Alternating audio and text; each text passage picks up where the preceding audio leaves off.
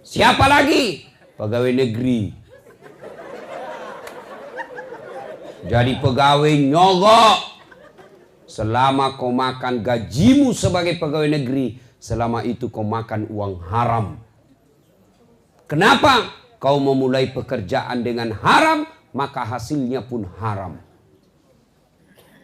Termasuk pedagang penjual bensin.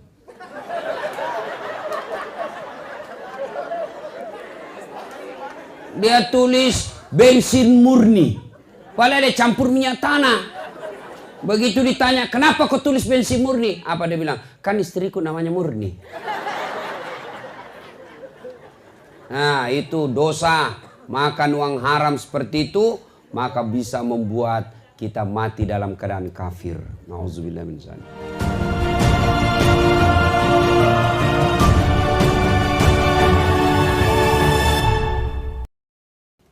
Orang kaya mati, orang miskin mati, raja-raja mati, rakyat biasa mati, caleg mati. Jangan masih kalah lagi kasihan. Apalagi yang kalah jangan dulu ya. Nah, semua mati. Berarti bukan mati masalah kita. Masalah kita ayat berikutnya, illa wa antum muslimun, kecuali dalam keadaan beragama Islam.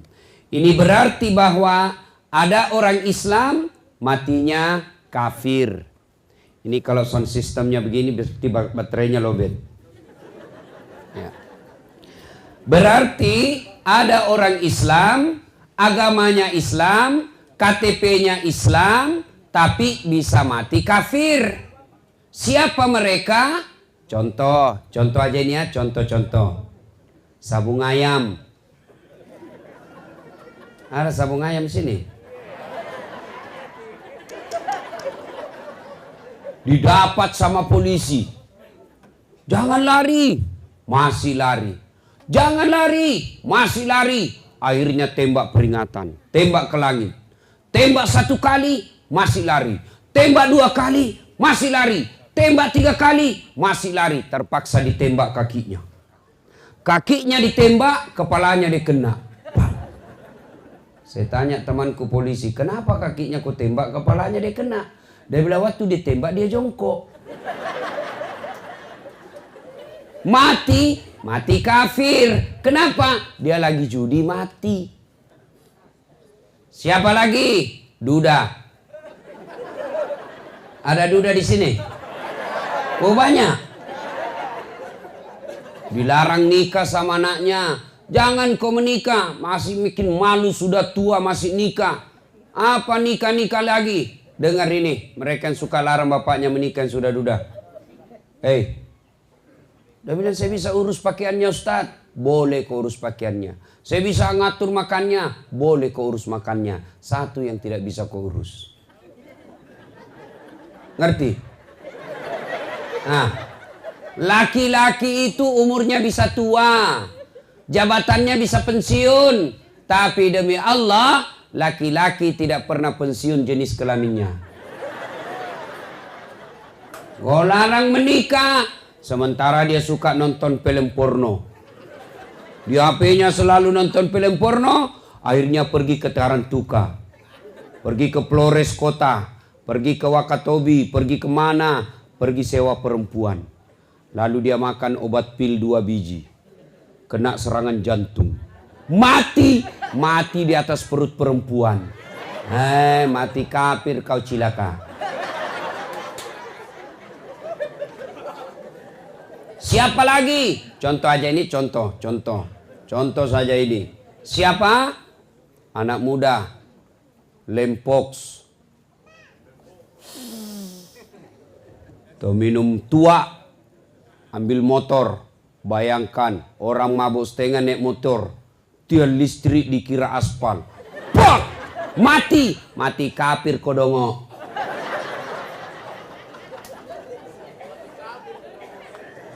Siapa lagi? Contoh lagi. Siapa? Tanggal 17 April yang lalu ketika pemilu, mereka yang menerima serangan fajar. Mereka yang terima sogo.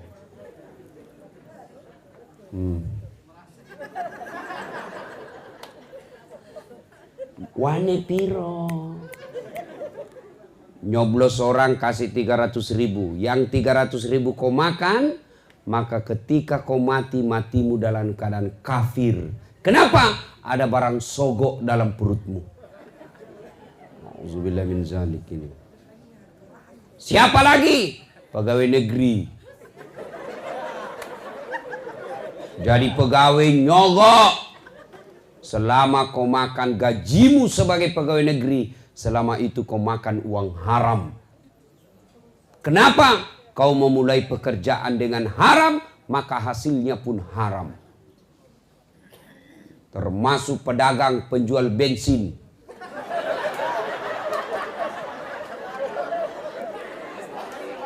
Dia tulis bensin murni, padahal dia campur minyak tanah. Begitu ditanya, kenapa kau tulis bensin murni? Apa dia bilang? Kan istriku namanya Murni. Nah, itu dosa. Makan uang haram seperti itu, maka bisa membuat kita mati dalam keadaan kafir. Nauzubillah min dzalik. Wa qala idzan, Allah kemudian berfirman, bismillahirrahmanirrahim. Ya ayyuhalladzina amanu dukhulu fis-silmi kaffatan wa la tattabi'u khutuwatis syaitan innahu lakum adu mubin. Wahai orang-orang yang beriman, masuklah engkau ke dalam Islam secara sempurna.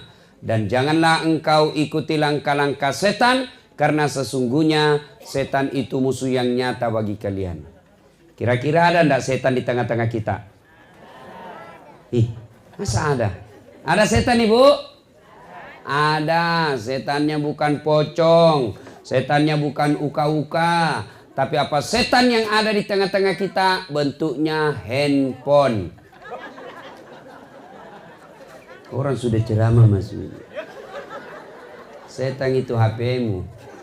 Ibu-ibu yang pegang HP selama saya ceramah, saya doakan suaminya kawin lagi. Simpan dulu itu HP-mu, Bu. Simpan dulu. Orang sudah ceramah masih menangis. Setan itu mengalihkan perhatian. Simpan dulu, Bu. Simpan dulu. Malah saya pernah di Sulawesi. Saya lagi ceramah, Ibu, tiba-tiba ada ibu-ibu di belakangi saya. Dia balik begini. Selfie. Baru dia tulis di Facebooknya latar belakang Dasat Latif. Saya nak jadikan background. Dia kira saya pot bunga. Saya turun dari panggung ini, Bu, kira-kira umurnya 55 tahun. Ngefans betul sama saya. Dia dari mulai saya datang, dia ikuti terus. Sekali saya selesai ceramah, dia bilang, Ustadz boleh cium? Heh, apa kamu cium saya? Tidak boleh, haram. Dia bilang, tidak nafsu Ustadz, cari barakah, haram. Coba kau masih muda.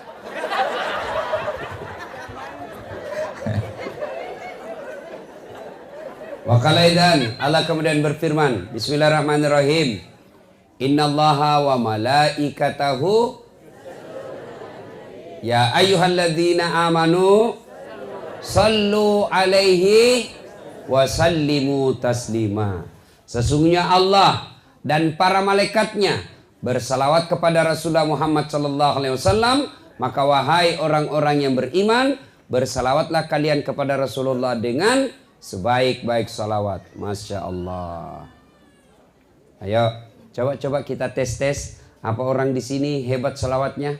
Coba kita tes ya, salawat bareng-bareng. Kita tes mana lebih kencang suaranya ibu-ibu dengan bapak-bapak. Bapak-bapak diam Pak ya. Ini dengar dulu ibu-ibu. Ibu-ibu dulu. Ayo, jangan mau kalah sama laki-laki, Bu. Yuk. Salatullah salamullah ala toha salatullah salamullah al Masya Allah. Bapak, inilah namanya suara sahdu. Bukan keras, ini namanya sahdu. Suara begini yang kasih nafsu laki-laki. Cewek, kalau dia telepon kau cowokmu, jangan kau kasih sahdu suaramu. Assalamualaikum. Waalaikumsalam. Caleda. Di mana, Dek? Di rumah aja, Kak. Bagaimana cowok muda nafsu? Coba kau tegas. Assalamualaikum. Waalaikumsalam. Di mana, Dek? Di rumah. Lagi. Kenapa, Kak? Oh, 2 hari ndak ditelepon lagi kau. Waalaikumsalam. Ayo ibu diam, ibu diam. Ibu diam. Sekarang kita dengar laki-laki. Ibu diam. Mana lebih kencang? Jangan mempermalukan. Pak, jangan mempermalukan jenis kelaminnya. Ayo. Ibu diam, kita dengar ini bapak-bapak ini. Sholat. Lobe. Itu mau poligami, pret. Ayo bareng-bareng semua, ayo semua. Sholatullah, salamullah, ala toha rasulillah. Sholatullah, salamullah, ala yasin habibillah. Ibu bapak, saudara-saudara sekalian yang saya hormati, malam ini kita berhalal bihalal. Halal bihalal ini erat kaitannya dengan ibadah Ramadan. 1 bulan kita puasa Ramadan. Allah pasti menghapuskan dosa kita kalau kita serius. Karena Rasulullah menjelaskan, man shoma ramadana imanan wahtisaban ghufira lahu ma taqaddama min zambihi. Siapa yang berpuasa di bulan suci Ramadan dengan niat iman dan ikhlas semata-mata karena Allah, diampuni dosanya yang telah lalu dan yang akan datang. Pak, belum taraweh, belum tahajud, belum witir, belum sedekah, belum tadarus, puasa saja Nabi jelaskan diampuni dosanya yang telah lalu dan yang akan datang. Itulah sebabnya akhir Ramadan kita sebut dengan Aidil Fitri, yang artinya kembali menjadi suci. Suci dari apa? Suci dari dosa dan kesalahan. Dosa itu ada 2. 1 dosa kepada Allah, 2 dosa kepada sesama manusia. Selama Ramadan, insya Allah dosa-dosa kepada Allah diampuni. Tapi dosa kepada tetangga, dosa kepada teman, dosa kepada istri, dosa kepada suami, dosa kepada orang tua, dosa kepada tetangga belum diampuni sebelum minta maaf sama yang bersangkutan. Repot juga kalau kita datang dari rumah ke rumah. Satu ini misalnya 132 kakak orang Sulawesi yang ada di sini, kita datangi satu-satu, rasanya lama dan perlu waktu. Maka kita dikasih kumpul dalam acara halal bihalal. Ini halal bihalal bahasa Arab yang hanya ada di Indonesia. Maka Bapak jangan cari halal bihalal di Madinah. Nggak ketemu. Kenapa? Halal bihalal bahasa Indonesia yang dari Arab, tapi Arab sendiri nggak tahu. Itulah hebatnya orang Indonesia, bukan cuma ranking 1 korupsi, ranking 1 juga bikin acara. Ini halal bihalal. Apa makna terpenting dari halal bihalal? Adalah merekatkan ukhuwah. Ukhuwah itu bahasa Arab. Apa arti ukhuwah? Persaudaraan. Tidak ada gunanya halal bihalal seperti ini mendatangkan ustadz dari Sulawesi Selatan yang memang kata Pak Ketua tadi, saya tidak bercanda itu Pak. Seandainya saya tahu begini sampainya susah begitu, tidak datang saya ke sini Pak. Benar, saya cari alasan bagaimana supaya saya tidak tiba. Baru saya landing, apa ini? Saya kira sudah sampai, ternyata dia bilang, baru kita naik mobil dulu Stas, 4 jam. Sudah itu baru kita naik perahu lagi. Saya kira sudah sampai, setelah nyebrang perahu naik mobil lagi. Aku bilang, la haula wala quwwata illa billah. Hebat memang ini orang Sulawesi, dia dapat juga pulau kecil begini. Ini saya kemana-mana ceramah, Pak, ketemu orang Bugis. Saya pergi ke pelosoknya Kalimantan Timur, namanya Biduk-Biduk, banyak orang Bugis. Saya pergi pelosok Sumatera, namanya Pulau Kijang, kecil itu pulau. Jambi kita naik perahu 9 jam, ketemu orang Bugis. Saya pergi ke Selayar, pesisir Sulawesi Selatan, pulau terpencil, banyak orang Bugis. Begitu saya masuk ke Sabah, Sarawak, Malaysia, Keke, Kinabalu, saya khotbah, dia bilang, Ustaz, bahasa Bugis ke Ustaz, capek sudah kita diceramai orang Melayu. Saya pergi ke Singapura, ada juga di situ namanya Bugis Street, Jalan Bugis. Begitu saya masuk penjara, banyak juga orang Bugis. Jago ini orang Bugis, Pak, di mana-mana saya ketemu. Ada orang Bugis di sini? Masya Allah. Nah, ibu bapak, saudara-saudara sekalian, tidak ada makna ini halal bihalal kalau kita tetap musuh sama tetangga. Alhamdulillah, saya dapat informasi dari ketua KKS bahwa yang hadir di tempat ini bukan cuma orang Sulawesi, tapi juga orang penduduk lokal. Bukan cuma penduduk lokal, tapi non-muslim pun ada di tempat ini. Inilah maknanya halal bihalal. Jangan cuma datang halal bihalal, cari konsumsi. Ibu-ibu Columbus, Kolombo ibu-ibu pembungkus. Sudah dikasih sate, dia bilang belum. Ini kelompok Columbus, kelompok ibu-ibu pembungkus, Pak Doko. Ayo kita bicara halal bihalal. Pertama yang perlu kita tahu, halal bihalal ini tujuannya merekatkan persaudaraan. Kenapa orang putus persaudaraan? Ini dulu harus ditahu. Kenapa pecah persaudaraan? Ya? Sebab pecahnya persaudaraan itu ada beberapa hal. Satu, karena kepentingan kekuasaan. Coba lihat, berapa banyak kabupaten kota yang kita lihat, bahkan provinsi yang kita lihat, belum beberapa hari sudah dilantik. Bahkan ada saya lihat belum dilantik, bupati sama wakil bupatinya sudah baku musuh. Kenapa? Karena kekuasaan bupati dan wakil bupati yang tidak baku cocok aturnya. Kalau kita masyarakat, apa yang menyebabkan kita bermusuhan gara-gara kekuasaan? Pilkada dan pemilu pilcaleg. Beda pilihan boleh. Tapi jangan gara-gara beda pilihan kau bertengkar sama tetanggamu. Sekarang saya heran lihat orang kita. Gara-gara pilpres, Prabowo Jokowi berbeda. Dia bertetangga baku musuh. Nah kasih kau gajinya dong. Oh. Beleng-beleng. Orang mau jadi presiden dia baku tetangga bertengkar. Memangnya kalau terbakar rumahmu datang Jokowi sama Prabowo bantu kok. Hoi. Kalau kau meninggal siapa yang datang usung jenazahmu? Siapa? Sandiaga? Maruf Amin? Bertengkar gara-gara pemilu, bodoh. Gara-gara pilcaleg mau bertengkar, jangan. Mereka mau jadi anggota DPR, kamu tim sukses bertengkar. Ini juga kadang-kadang tim sukses kasih berkelahi orang.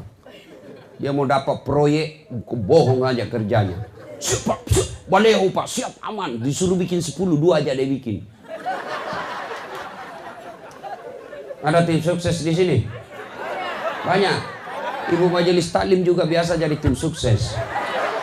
Gampang Pak, anggota saya 100, tapi tolong belikan kami seragam. Pret.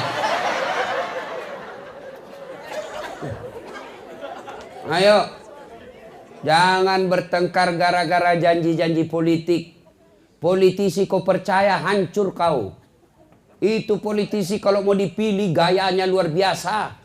Pakai gamis, pakai songkok, pakai serban, bikin baleho, Allahu Akbar, tidak pernah didapat di masjid.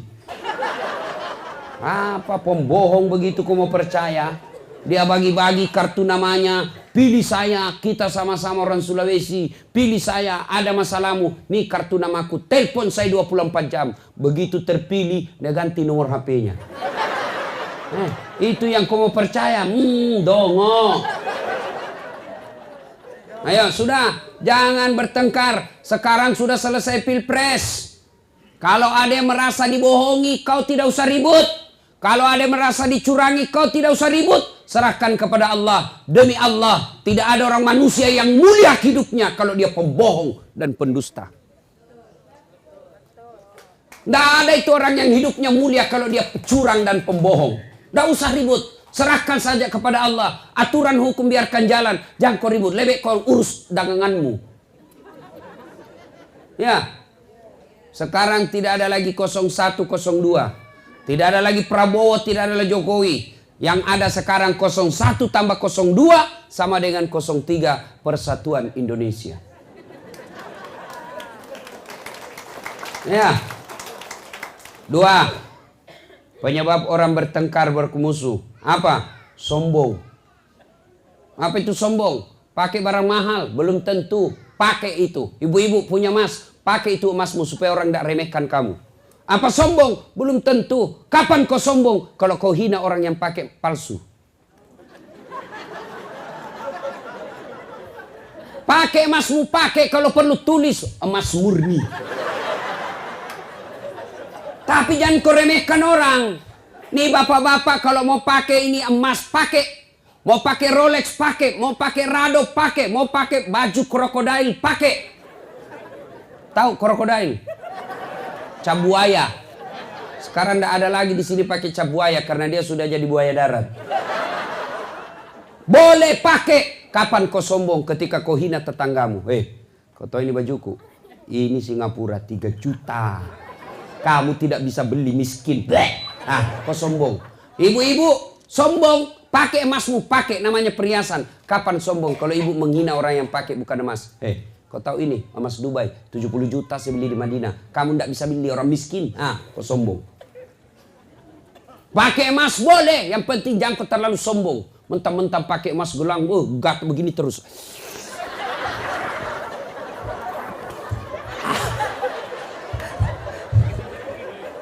Ayo. Lalu apa yang menyebabkan orang sombong? 1, sebab orang sombong itu biasanya bertambahnya ilmu, kata Nabi. Ya, di sini bisa jadi sombong anak sarjana yang tinggi sekolahnya, pulang kampung sombong, dia lihat tetangganya tidak ada sekolahnya, dia sombong gara-gara ilmu. Jangan. Ya, kenapa kita berbeda-beda dalam memahami Islam? Mohon maaf ini kaum-kaum non-muslim yang saya boleh jelaskan. Kenapa ada perbedaan dalam Islam? Karena sumber hukum Islam kita itu ada 3. 1 Quran, 2 hadis, 3 pendapat ulama. Quran hanya tertulis, hadis hanya tertulis. Hadis mengatakan, saya melihat Nabi takbir sejajar dengan bahu, sejajar dengan bahu. Mana disebut sejajar dengan bahu? Tidak ada videonya, tidak ada gambarnya. Maka orang berimajinasi, membayangkan sejajar dengan bahu itu bagaimana? Pertama begini, Allahu Akbar. Kenapa? Sejajarnya dilihat dari depan.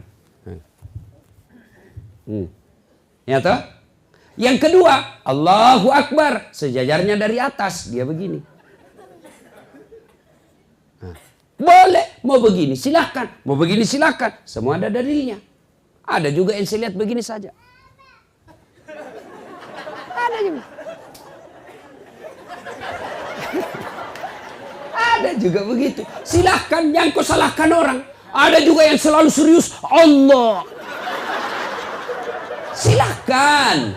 Jangan kau kasih salah orang. Begitu kau salahkan orang, maka kau akan bertengkar. Ada juga yang selalu serius. Allah.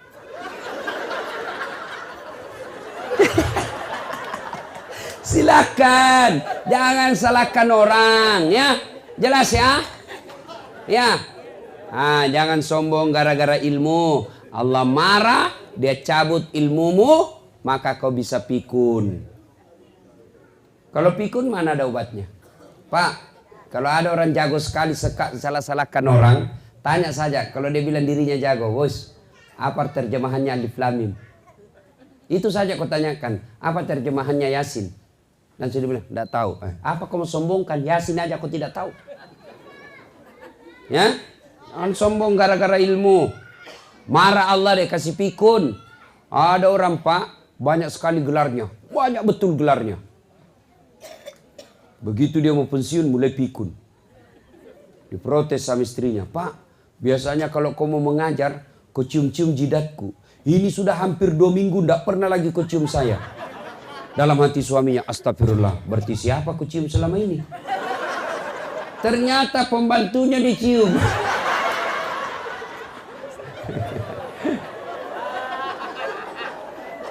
Biasanya saya kalau ceramah begini ada air minum di samping saya.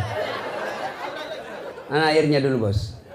Sambil nunggu ya. Salatullah salamullah ala toha.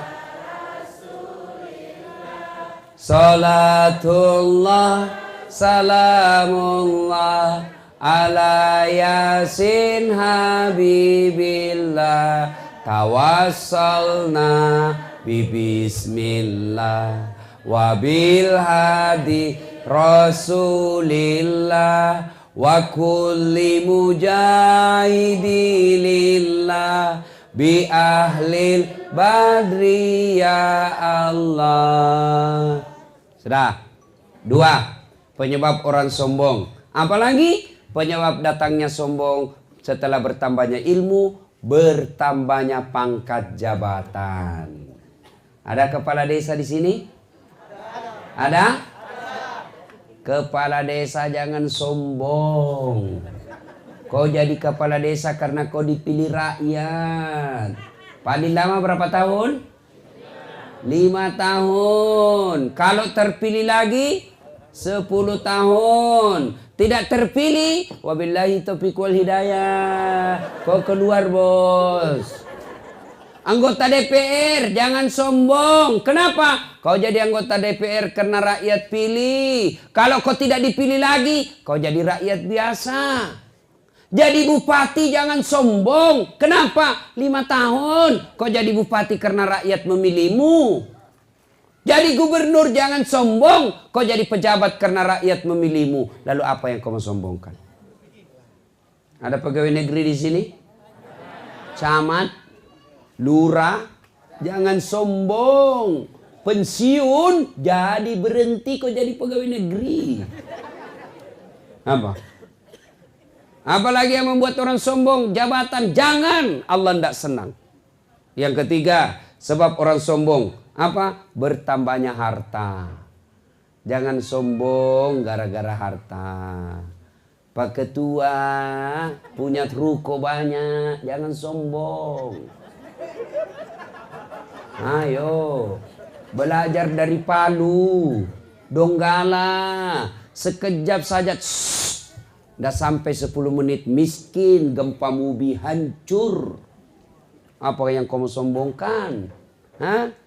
Ayo, ada kawan saya kasihan kerja tadi kaya di Palu, ndak punya asuransi, kena gempa rata hancur semua harta-hartanya. Sekarang kerja di Makassar 1.500.000 gajinya 1 bulan. Apa yang kamu sombongkan? Oke lah, rumahmu bagus, tabunganmu banyak, tapi Allah marah, nak kasih penyakit. Penyakitnya apa? Tidak bisa makan nasi, tidak bisa makan garam. Dilarang makan gula, dilarang makan daging, dilarang makan lembok, sambal, apa aja bisa namakan. Ubi rebus. Uangnya 1 miliar cuma ubi bisa namakan. Apa? Apa yang mau kau sombongkan? Hah? Apa yang mau sombongkan dengan harta? Jangan sombong. Ini cewek, apa kau mau sombongkan? Kau cantik 17 tahun, tapi 71 tahun. Masih cantik kok. Apa mau sombong? Apa ini bapak-bapak mau sombong? Jangan sombong. Allah tidak senang orang sombong. Makin tinggi pangkat, makin cerdas, makin banyak duit, dia tawadu. Oh, orang makin jadikan teladan. Nak, kau lihat itu Haji. Itu banyak duitnya nak, banyak hartanya, bagus jabatannya, tapi tidak pernah ngomong sombong. Yang kau sombong itu dia itu. Contoh kau itu nak. Tapi kalau kau miskin, kata Allah, ya, ada 3 teman setan di dunia. 1 di antaranya ganiyun mutakabbir, orang kaya yang sombong. Minum dulu. Sudah cukup. Ya. Ibu bapak, saudara-saudara sekalian, 3 teman setan kata Allah dari dunia ini. Temannya setan. Siapa? Orang kaya yang sombong. Ghaniyun mutakabbir. Itu temannya setan. Kaya harta sombong, temannya setan. Kaya pangkat sombong, temannya setan. Kaya jabatan sombong, temannya setan. Kaya ilmu sombong, temannya setan. Tapi orang masih bilang, ya wajarlah dia sombong, kaya. Banyak uangnya, tinggi pangkatnya, cerdas. Ya wajar dia sombong, ada jalannya. Tapi temannya kok setan. Tapi ini sudah miskin, pengangguran, mulutnya busuk.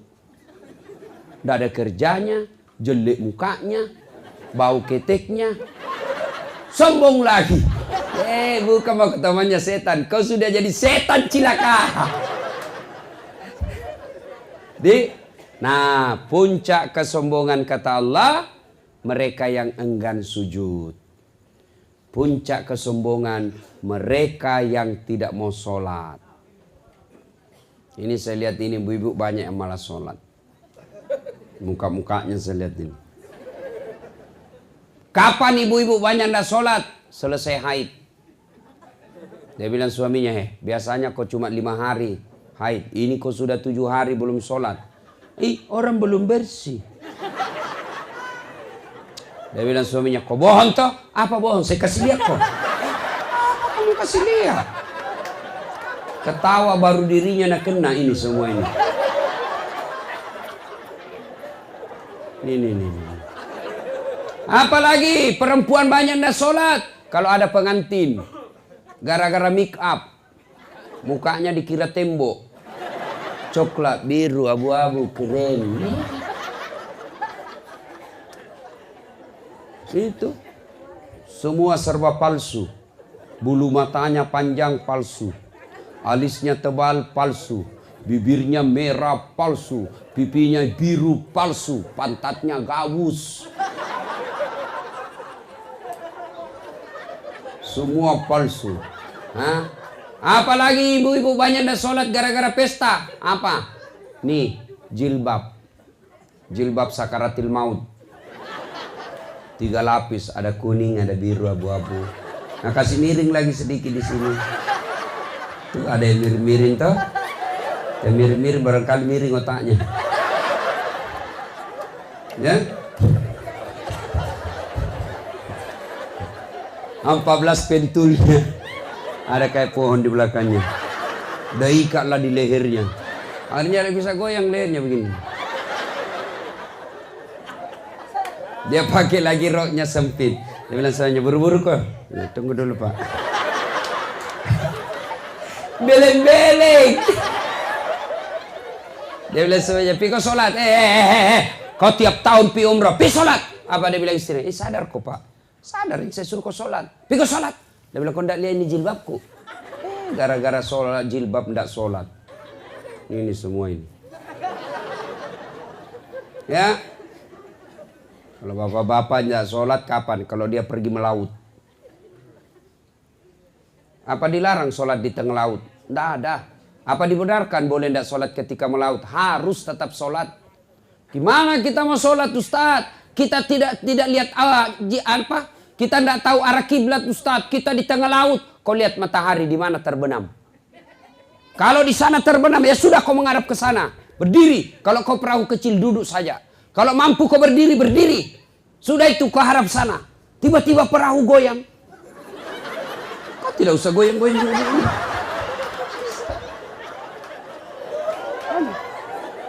Ya. Ustadz, bagaimana kita mau sholat di perahu Ustadz? Kita bau oli, kita bau keringat, kita bau matahari. Allah tahu bapak lagi dalam keadaan kerja, boleh sholat bau oli. Baju saya kotor Ustadz, Allah tahu bapak lagi dalam keadaan kotor. Yang penting bapak tidak kena kencing bajunya dan tai. Boleh. Apa lagi?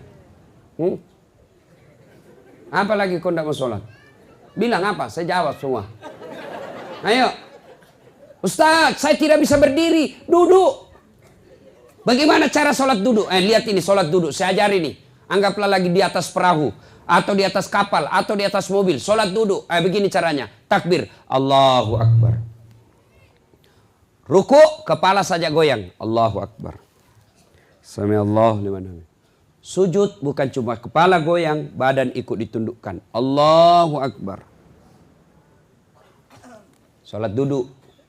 Ustaz tidak bisa duduk, baring. Anggap di sana kiblat, kepala di sini. Nah, beginilah, anggaplah ini kiblatnya, kepalanya ini. Ya, sudah, ini saja goyang. Allahu Akbar. Allahu Akbar. Kepala sudah tidak dikasih begini. Jelas. Saya tidak bisa begitu, Ustaz. Salat pakai isyarat. Mana namanya salat pakai isyarat? Matamu saja kau kasih goyang. Allahu Akbar. Sami Allahu liman hamid. Allahu Akbar. Boleh. Memang sudah begitu caranya. Mata pun sudah tidak bisa bergerak, Ustaz. Sholat dalam hati. Sholat dalam hati. Mana caranya sholat dalam hati? Semua bacaan sholat kau baca dalam hati. Tutup matamu, pejamkan. Tangan tidak bisa bergerak lagi. Mata pun, bibir pun tidak bergerak. Tinggal dalam hati. Bayangkan lagi ruku, baca doa ruku. Bayangkan lagi sujud, baca doa sujud. Sudah. Namanya sholat dalam hati. Tidak bisa juga itu, Ustaz. Gampang, ambil kain putih, bungkus, bawa dikubur. Apa lagi? Jangan ketawa, saya serius ini. Demi Allah, saudaraku, tidak ada keselamatan kalian dapat kalau kalian tidak sholat. Tidak ada gunanya kau puasa. Itu kalau kau baik sifatmu, lalu kau tidak sholat, tidak ada gunanya itu baik sifatmu. Kan biasa orang bilang, tidak penting sholat. Tidak penting, yang penting hatimu dong. Biar kau sholat kalau hatimu busuk, tidak ada guna. Yang penting hatimu bersih. Tiba-tiba anak muda berdiri dan bilang, setuju saya sama ini Bapak. Betul, karena dia juga tidak sholat. Kalau ada yang bilang yang penting hatimu baik, tanya siapa nabinya. Nabi Muhammad paling baik hatinya. Nabi Muhammad paling luruh akhlaknya. Nabi Muhammad paling baik tutur katanya. Tapi beliau tetap sholat beribadah kepada Allah. Apa alasannya? Bagi mereka yang tidak sholat. Di akhirat kelak. Allah sampaikan. Dah saat. Ini puasamu 30 tahun. Ini hajimu 2 kali. Ini sedekahmu. Ini pembangunan masjidmu. Mana kuncimu? Mana kuncimu? Apa kuncinya? Sholat 5 waktu. Tidak ada sholatmu. Kau tidak bisa nikmati ini harta.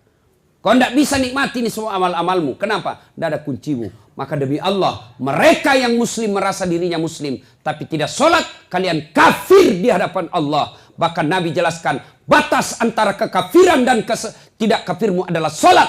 Ketika kau tidak sholat, kau kafir di hadapan Allah. Tidak ada agamamu mereka yang tidak sholat. Kristen jelas agamanya, Hindu jelas agamanya, Buddha jelas agamanya, Yahudi jelas agamanya. Islam tidak sholat, tidak jelas agamamu kata Nabi. Maka kalau kau tidak sholat, tidak ada gunamu meskipun kau puasa tiap tahun. Ini intinya ceramahku. Tidak ada gunanya kau semua baik sifatmu sama orang kalau kau tidak sholat. Apa susahnya sholat? Bilang, apa susahnya sholat?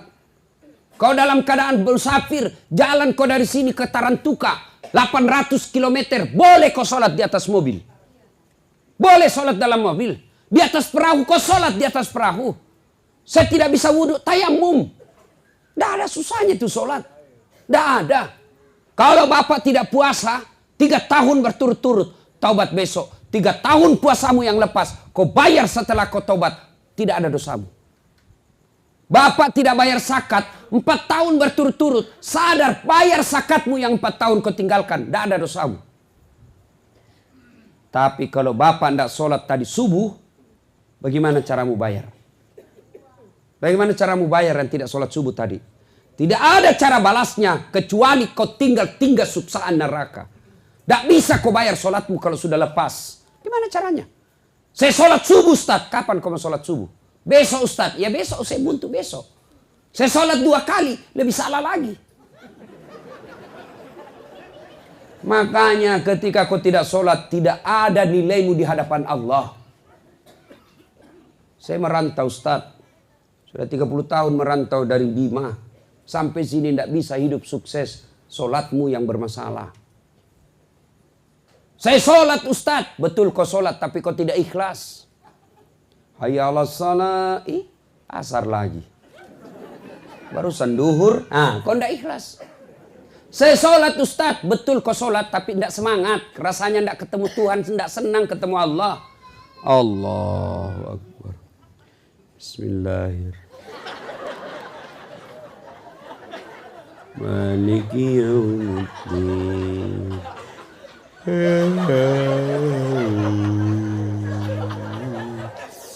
Ihdinas mustaqim siratal an'amta alaihim.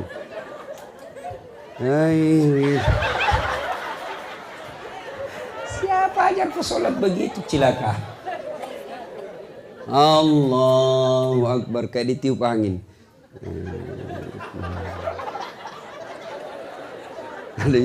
Allahu Akbar. Pantas 20 tahun kau merantau cari nafkah, ndak bisa baik hidupmu. Kenapa sholatmu bermasalah? Mana ada orang baik hidupnya kalau sengsara, mana ada orang sengsara hidupnya kalau baik sholatnya? Percaya Pak, kalau baik sholat, kecil punya ruko, kecil punya mobil, kecil jadi sarjana anakmu, kecil semua itu, kecil jadi anggota DPR. Allah cuma minta perbaiki sholatmu. Ya, iya, ibu, hah? Maka ibu kontrol sholatnya suaminya, bapak kontrol sholatnya istrinya. Istrimu pergi ke jalan, telepon ketika sudah duhur, ingatkan, Bu, sudah duhur. Kamu jalan sudah sholat dah? Bu, pergi suaminya cari merantau. Pak, kau di mana sekarang? Saya di warung kopi. Ini sudah duhur, sudah mau hampir habis asar. Kau sudah sholat dah? Itu namanya suami istri yang saling mengingatkan. Sudah sholat? Belum. Telepon lagi 5 menit yang akan datang. Kau sholat? Telepon lagi 10 menit yang akan datang. Nanti kau berhenti telepon kalau dia bilang, saya sudah sholat. Baru itu yang bagus. Ibu ndak usah cemas kalau anakmu pengangguran. Bapak ndak usah cemas kalau anaknya ndak punya kerja. Tapi cemaslah dan malu ketika anakmu sudah sarjana tidak tahu sholat. Malu kalau tidak tahu bahasa Inggris. Ndak malu kalau anaknya ndak sholat. Ya? Paham? Hah? Nah, yuk Bapak saudara-saudara sekalian. Nah, berikutnya. Apalagi yang menyebabkan orang putus persaudaraan? Tadi kepentingan kekuasaan. Yang kedua kesombongan. Yang ketiga apa? Sangka buruk. Ditelepon tidak dijawab. Mentang-mentang. Mulai sangka buruk. Ibu telepon suaminya tidak dijawab. Sangka baik. Oh, suamiku lagi sholat duha. Tenang. Telepon lagi jam 9. Tidak dijawab. Oh, barangkali suamiku lagi ngaji. Tenang perasaanmu.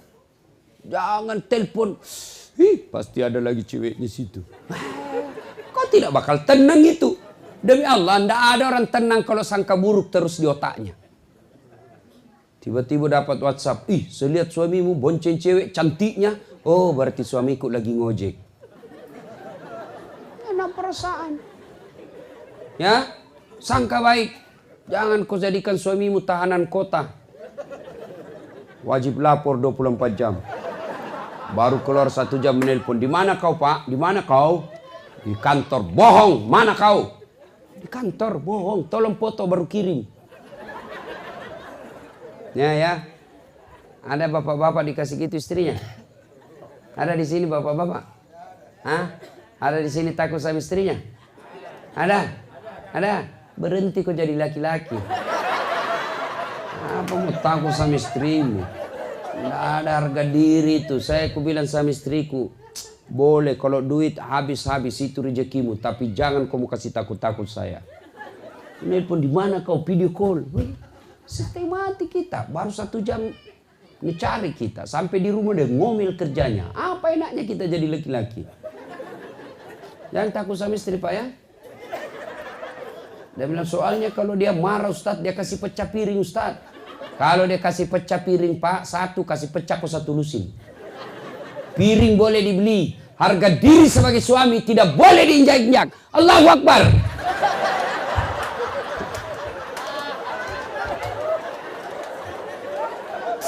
Yuk.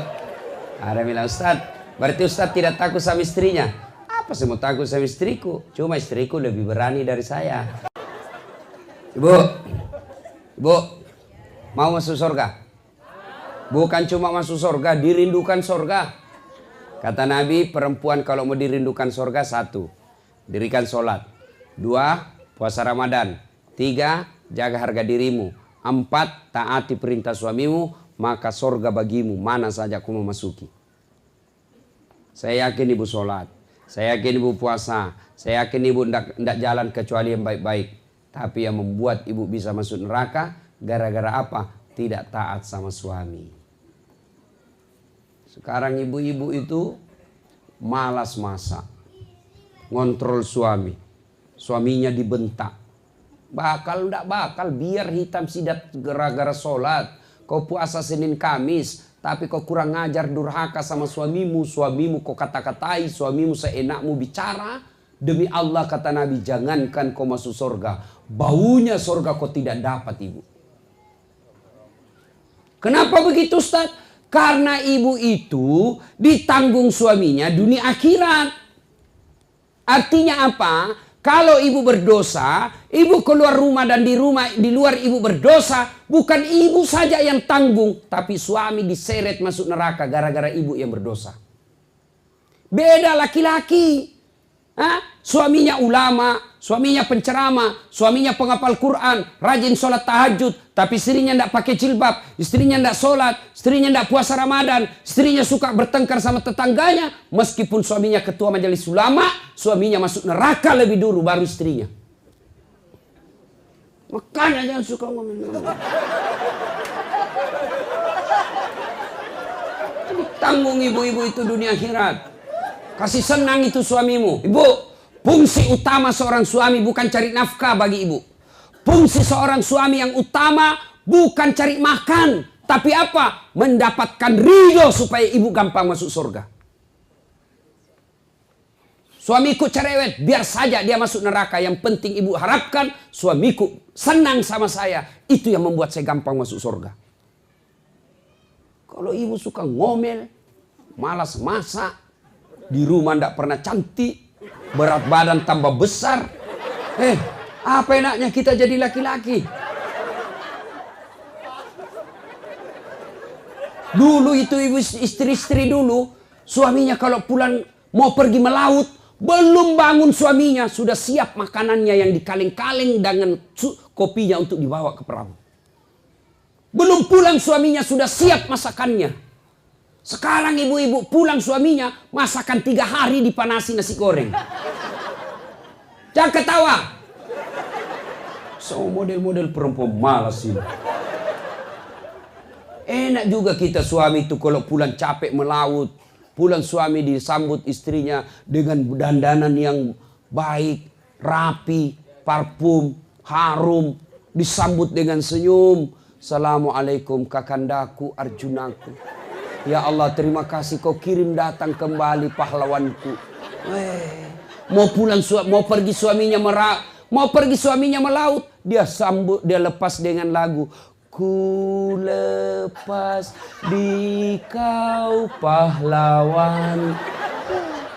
Itu pulang suaminya, disambut lagi lagunya. Pulang suaminya, duduk suaminya, dia buka kaun sepatunya lalu menyanyi. Bila kamu di sisiku, hati rasa syahdu.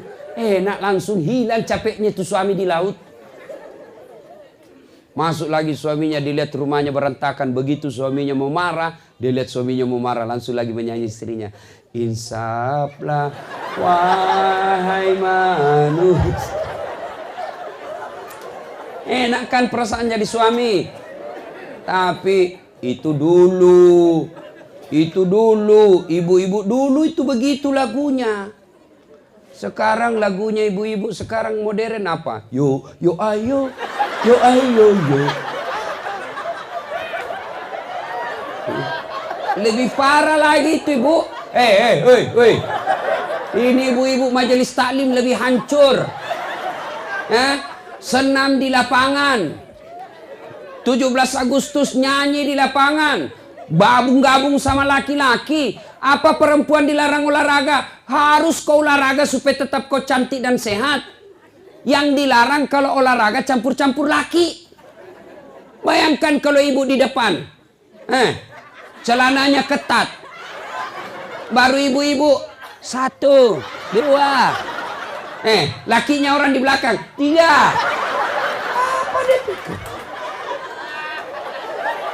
Majelis taklim kok begitu?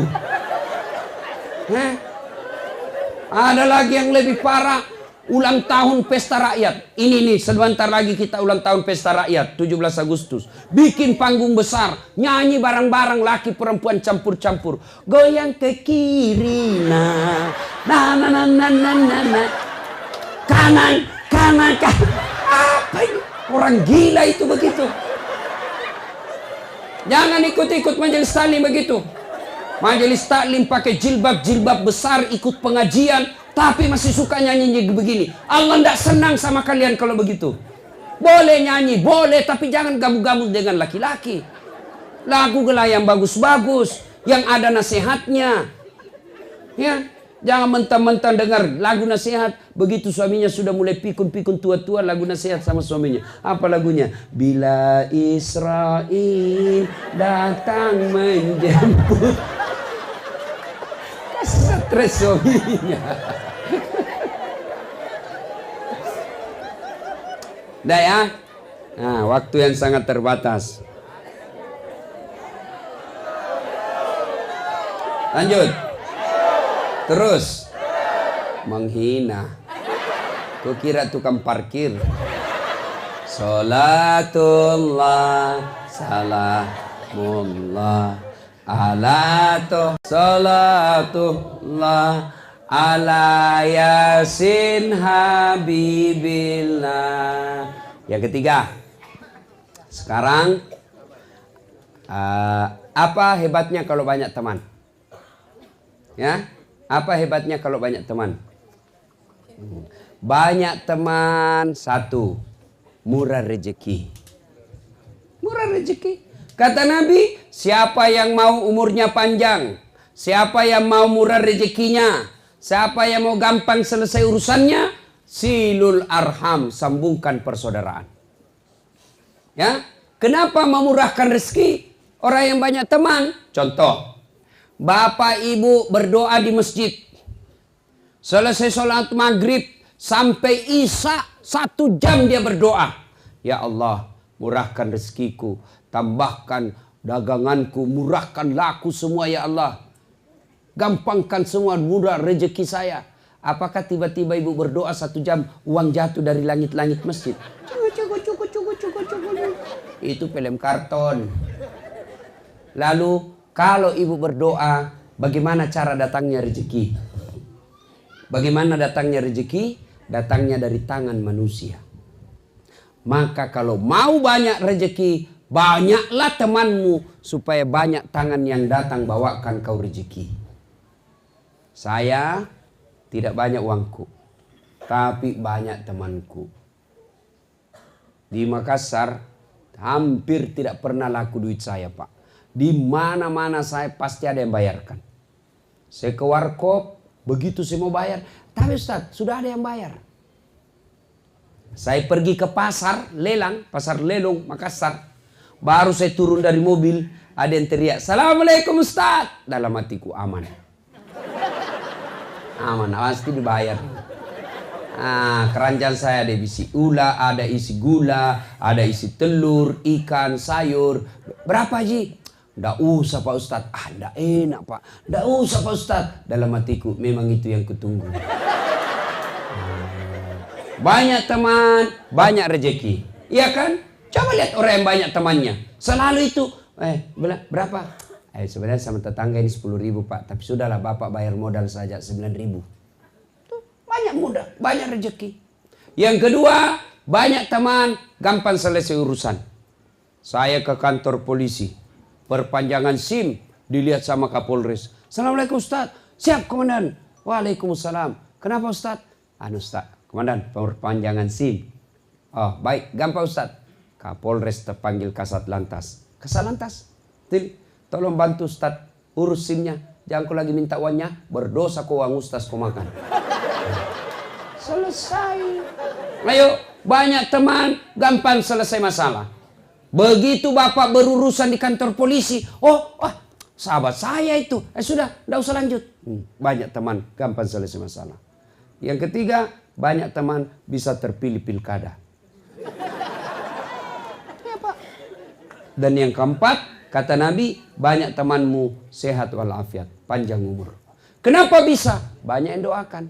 Saya ini Pak, laki-laki jarum super. Jarang di rumah, suka pergi. Saya hampir tidak pernah di rumah Pak. Lebih banyak di luar, saya tua di jalan. Coba.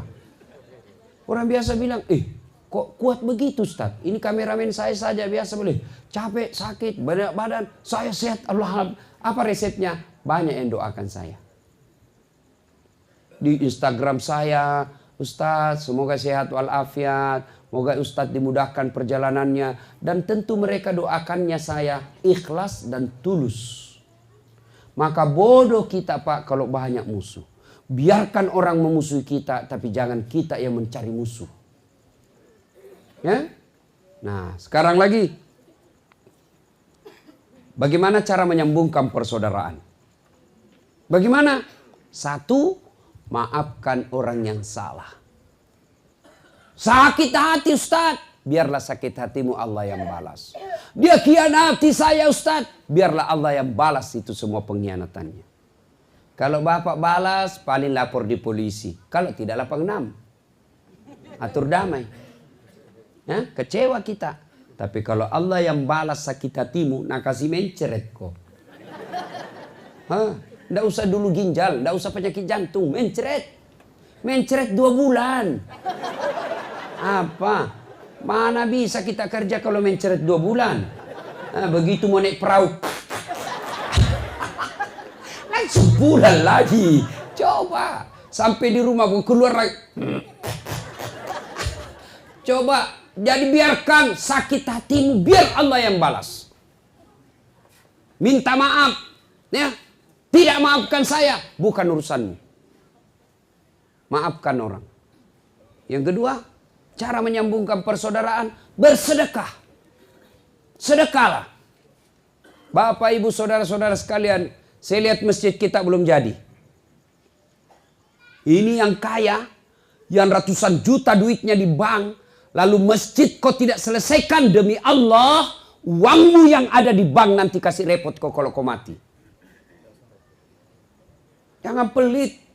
Tidak ada orang miskin kalau dia rajin sedekah. Mana ada orang kita lihat bangkrut gara-gara sedekah?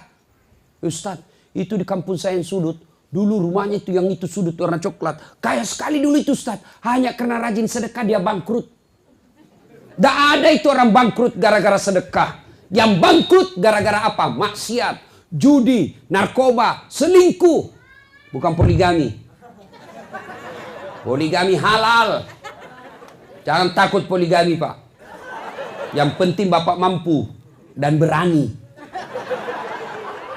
Dia bilang istri, mengajar salah lagi Ustadz di atas. Ibu, mau gampang masuk surga? Mau? Suruh suami kawin lagi.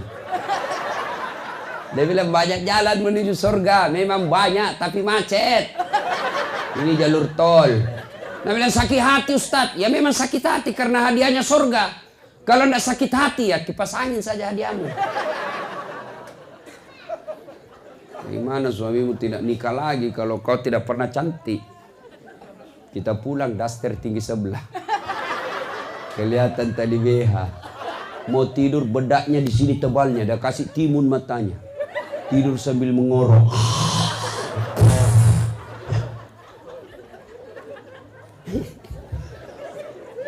Ayo sedekah. Ibu-ibu, mau panjang umur, sehat walafiat, sedekah. Ya, ayo sedekah. Tuh masjid kita hampir tuntas. Bantu masjid kita Pak. Ustadz, saya tidak punya duit, tapi saya camat, bantu jabatanmu. Gimana caranya? Kau bikin edaran, bantu masjid. Kau datang ke masyarakat orang kaya. Sebagai camat, anjurkan mereka. Ayo bantu masjid kita supaya cepat diresmikan. Karena biasa kalau camat yang anjurkan beda dengan kalau biasa orang rakyat biasa yang anjurkan. Saya bukan camat Ustaz, tapi saya orang kaya. Bantu masjid dengan kayaanmu. Saya sumbang semen, saya sumbang tegelnya, saya perbaiki mic-nya. Sumbang itu semua. Itulah kekayaanmu yang kau miliki, yang telah kau sumbangkan. Harta yang ada di rumahmu belum tentu kau punya. Mati mendadak anakmu yang punya. Kalau anakmu baik, kalau anakmu anak salah, nah pakai narkoba, setengah mati kau kumpul uangmu. Ternyata dia pakai maksiat setelah kau sudah dikubur. Bu ibu, jangan biarkan suamimu sedekah sendiri. Bantu suamimu untuk sedekah. Enaknya itu kalau kita mau sedekah langsung istri bilang, Pak, berapa sedekah ke masjid? 300 ibu, tambahlah jadi 500. 200-nya untuk saya. Ini sedekah. Iya, karena itu ibu, sedekah itu nafsu-nafsi. Kalau suamimu bersedekah tidak pengetahuan ibu, ibu tidak dapat pahalanya. Makanya bilang, ibu, bapak 300, saya 200. Yang 200 ini untuk amal saya di akhirat nanti. Kalau ibu tidak sedekah, suami nanti masuk surga, ibu masuk neraka. Ada memang itu orang pelit sekali, ibu-ibu. Mau lihat pelitnya ibu? Kalau dia ke pasar, beda 1000 tuh dia kelilingi semua pasar. Ketawa sambil baku lihat. Dia bayangkan dirinya. Kalau penjual sayur dia tawar setengah mati. Padahal kalau masuk ke mall tidak pernah ditawar. Berapa sayurmu? 1000. Mahal betul. 900 ya? 1000 bu. 900. 1000. Betul dia bayar 1000 tapi apa? Ini 1000. Ambil jeruk 2. Pasti rugi orang. Jangan pelit ibu. Hei bu. Oi. Bu. Rumah bagus. Tempat tidur bagus. Tabungan banyak. Tapi pelit. Tiba-tiba kena serangan jantung. Mati mendadak. Siapa yang nikmati tabunganmu? Siapa? Istri kedua.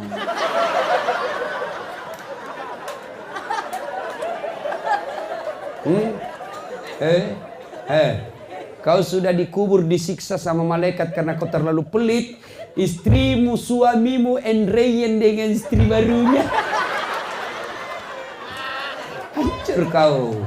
Maka jangan terlalu pelit. Ya, sedekahlah ibu. Demi Allah. Saya tidak bisa sedekah 1 juta. Sedekahlah dengan seadanya. Saya tidak bisa sedekah dengan uang Ustaz, saya orang miskin. Sedekah kau dengan tenagamu. Bangun itu masjid, kau datang angkat-angkat semen. Saya tidak camat, saya tidak orang kaya, saya tidak punya tenaga. Sedekah dengan ilmumu, pakai otakmu kalau sebagai mahasiswa.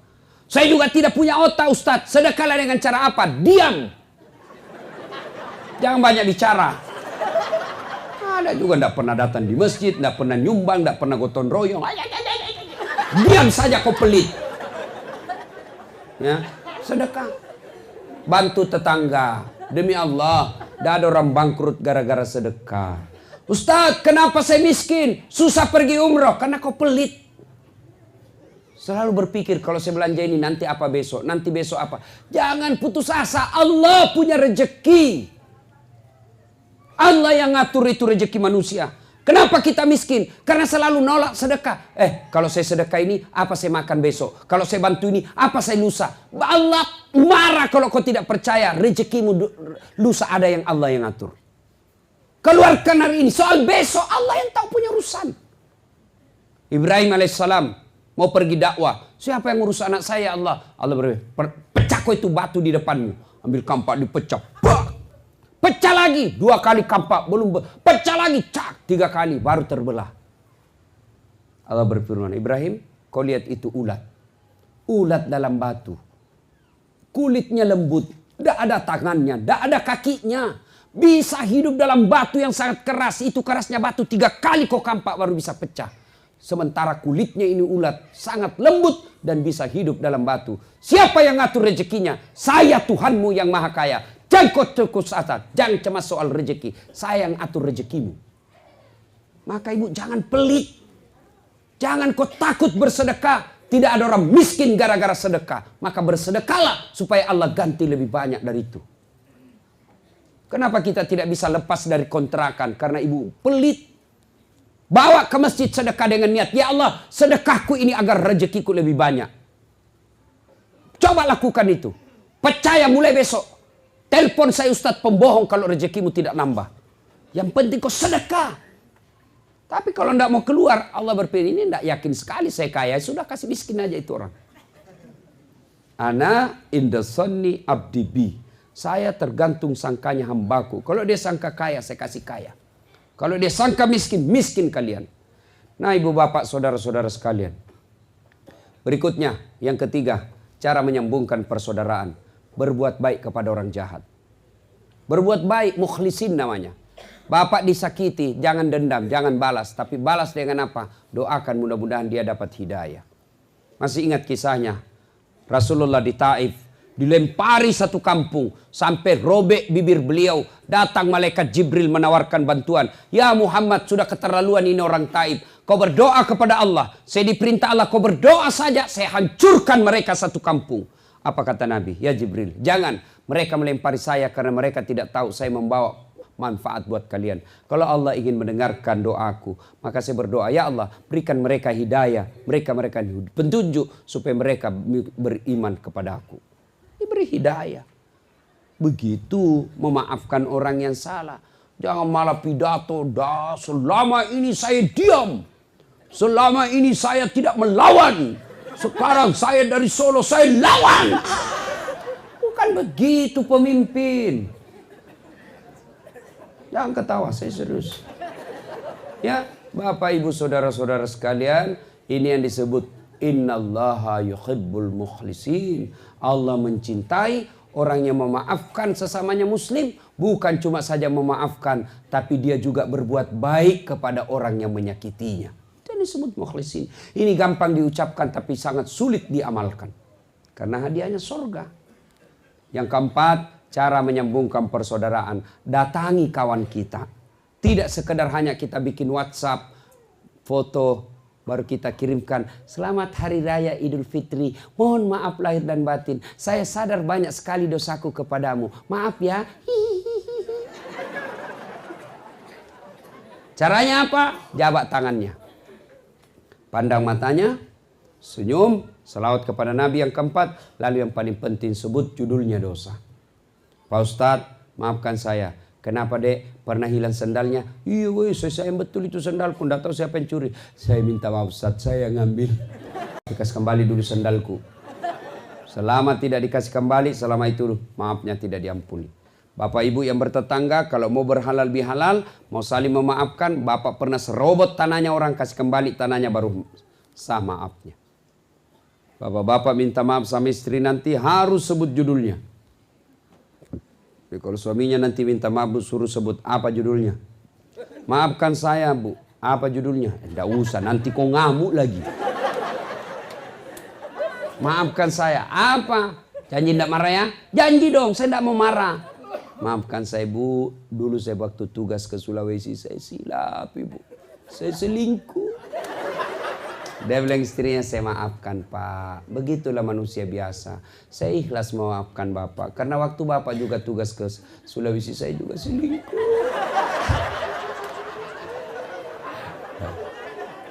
Nah ibu bapak saudara-saudara sekalian, makna terpenting dari halal bihalal ini adalah wa'tasimu bihablillahi jami'a wa la tafarraqu. Berpegang teguhlah engkau kepada tali persaudaraan agama Allah. Dan janganlah engkau bercerai-berai. Sebagai wujud konkret nyata halal bihalal kita, selesai kita ceramah nanti, jangan tinggalkan tempat duduk. Sebelum samping kiri kanan kita jabat tangan dan sampaikan permohonan maaf. Pak, saya maaf, mungkin ada khilaf saya selama ini. Itu wujud konkret kita berhalal bihalal. Demikian, mudah-mudahan ada manfaat.